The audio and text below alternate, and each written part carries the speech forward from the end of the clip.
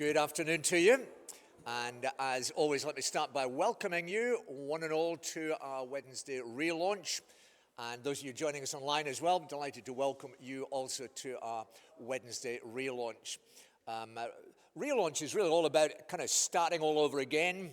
And today, with the weather being what it is, the amount of rain that there is pumping down, it's quite an apt illustration, because that may be how you need to get out of here, just launching out into some sort of boat that's going to take you down the street. It's that wet. So delighted to welcome you.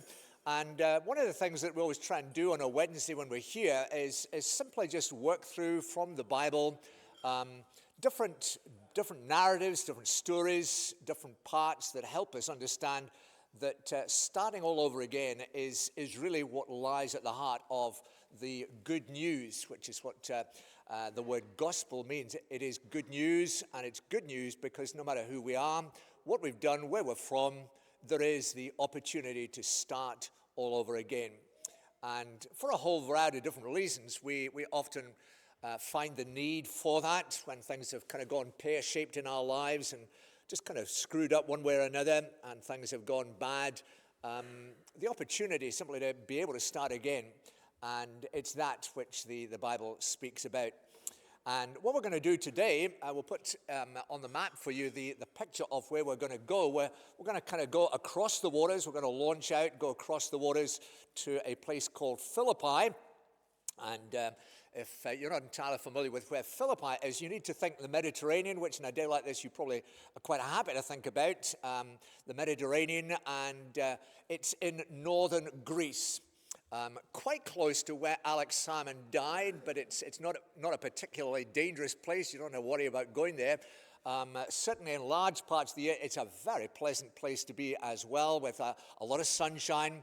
And Philippi was a very major town back then, a very major city in what was then the Roman Empire.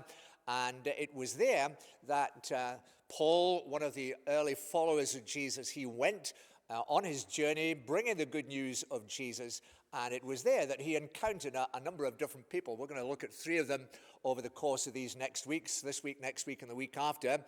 Three individuals that we are told about who hailed from this city of Philippi. The passage that we find it in the Bible is in Acts chapter 16, and it's a chapter that really records for us the journey that Paul took. And so we're going to start off at verse 13. We'll put up words on the screen for you. There they are. On the Sabbath, that would have been the Saturday in those days. On the Sabbath, we went outside the city gate to the river, where we expected to find a place of prayer. We sat down, began to speak to the women who had gathered there. And part of the reason for going there was that back in those days, the Jews only had a synagogue if there were enough men. And if there weren't the requisite number of men, they didn't have a building, and the only place that they could gather really was down by the river. They would go there, and that's why Paul went there, because he figured there would be some people there, some people who had a little bit of interest in the stuff that he was on about, and so he went there to this place called Philippi. And what he did was he simply spoke to them, we're told. That's putting it in very general terms.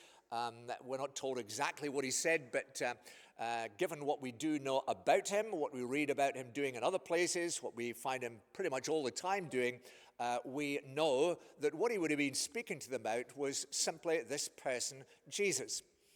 And what he told people about Jesus, we'll put this on the screen for you so that you get this, were these three things, basically. It didn't matter where he was, it didn't matter who he was speaking to. By and large, this was his sole topic of conversation. He spoke to them about this person, Jesus, who he was, what he's done, and why he matters. And there is a sense which that's basically what the whole Bible is about. It's about this person, Jesus, the most documented individual in ancient history. We know a lot about him, a very real person who exercised a very significant ministry over the course of a short period of time that really changed the world and changed people's lives and continues to change people's lives, because this Jesus, he's spoken of as being nothing less than the very Son of God. He brings all that God is into our experience, into our world. That's who he is. He's risen from the dead. He's alive today, someone that you and I actually may know, even if we can't actually see him with our eyes, but it doesn't bother us. We can't see the air, but we nonetheless breathe it quite happily. And Jesus, risen, alive, what he's done is stand in for us and meet us in our deepest need and provided for us a way in which no matter who we are, we may enjoy forgiveness, we may enjoy the liberating power of God at work in our lives, opening up for us a whole new future. So forgiveness and a freedom and a future, and it's that which he and he alone gives. And that really is why he matters, because the reason that he came in is to meet us in our need. He's done that. He's lived the life, died the death, risen again from the dead, and now risen. And the one whom the Bible declares is the king. He's the one who's in charge, and that's why he matters. We do well to recognize that. And that's what Paul is doing. He simply spoke to the ladies who were there.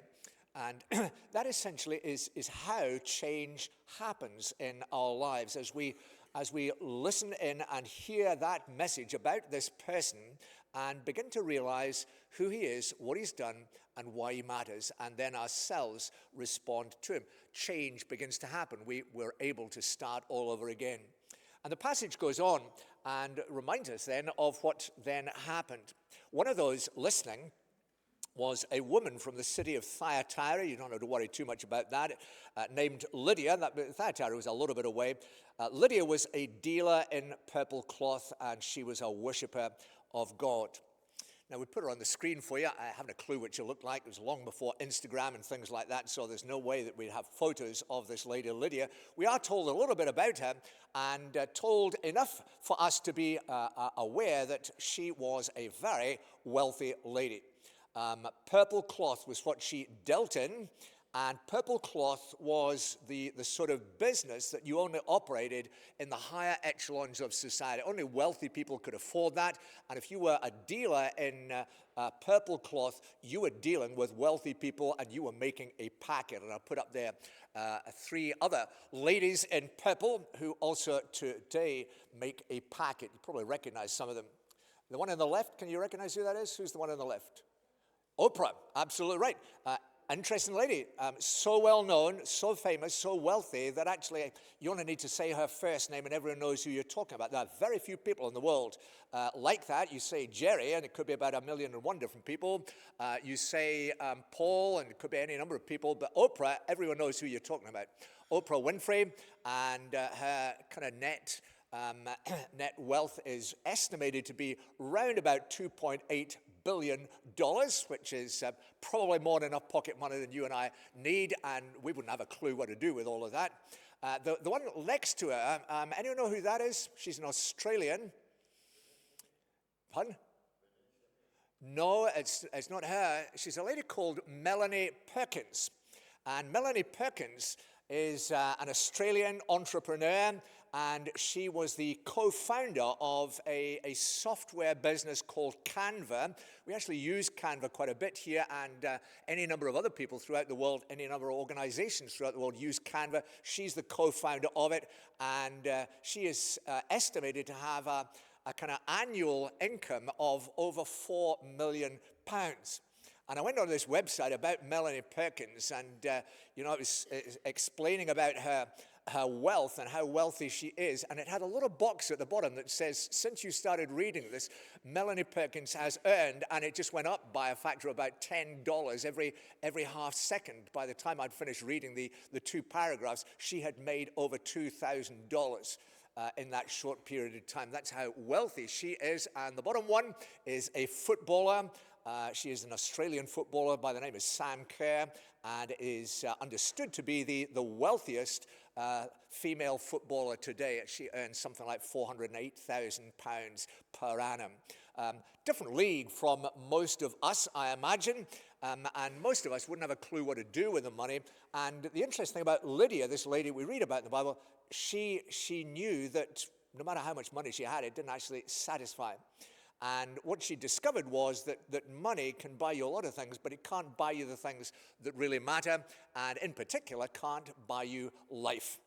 And the Beatles song from a previous generation, we had that title up, and David up there in the sound room, he said, "Oh, Can't Buy Me Love." And that dates him because that's a Beatles song from way back 1964 or something like that. "Can't buy me love." No, and that sort of thing. I won't sing it to you.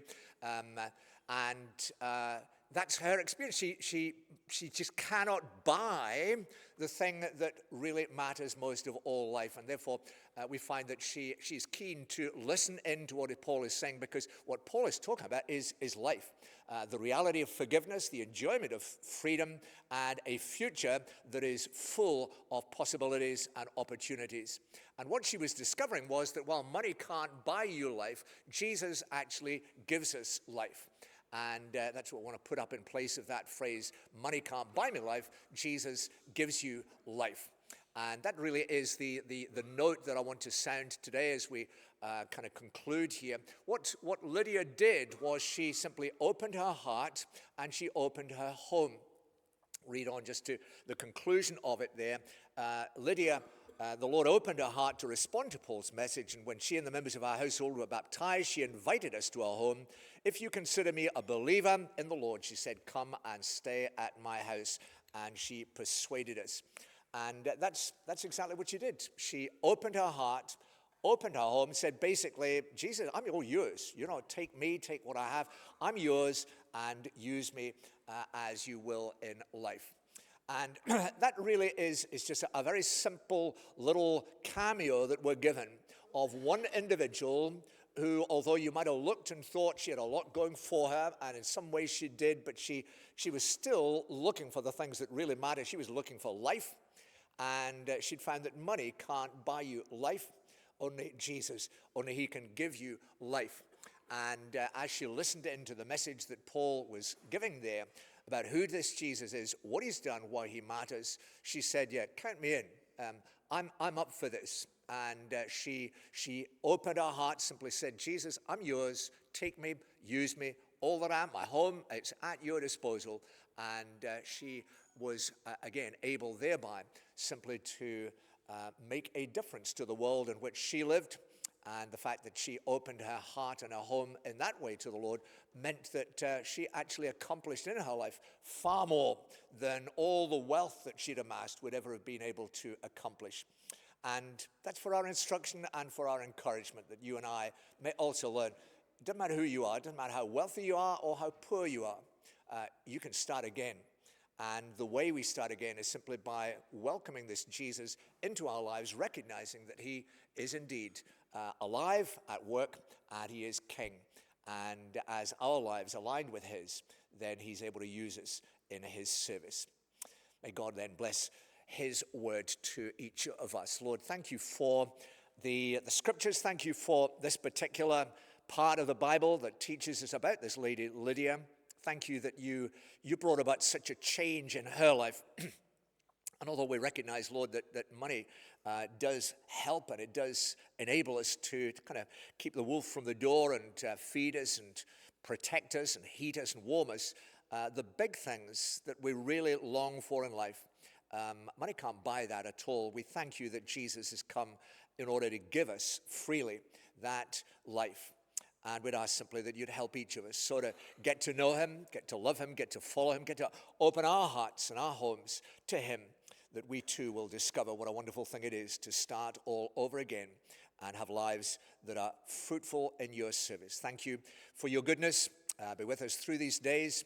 Be our help in all our circumstances as we ask it for Jesus' sake. Amen.